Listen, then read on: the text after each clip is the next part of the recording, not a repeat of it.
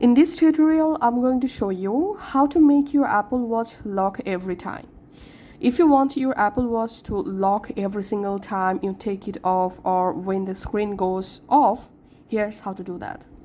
The first method is enable passcode and auto lock. To do that, go to your iPhone and open Watch app. From My Watch, scroll down and tap on passcode. Turn on passcode. Then on your Apple Watch, type the passcode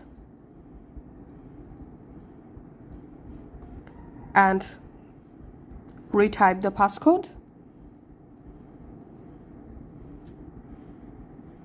That's all. Turn on passcode. And then on your My Watch app, here you get this unlock with iPhone. So make sure to enable this option, and to verify the settings, re-enter the passcode on your Apple Watch. And then also you have to enable this wrist detection option. So make sure your passcode is on and unlock with this iPhone is on and wrist detection option is on.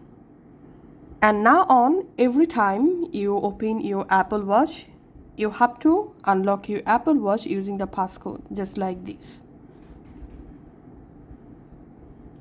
As you can see. Thanks for watching.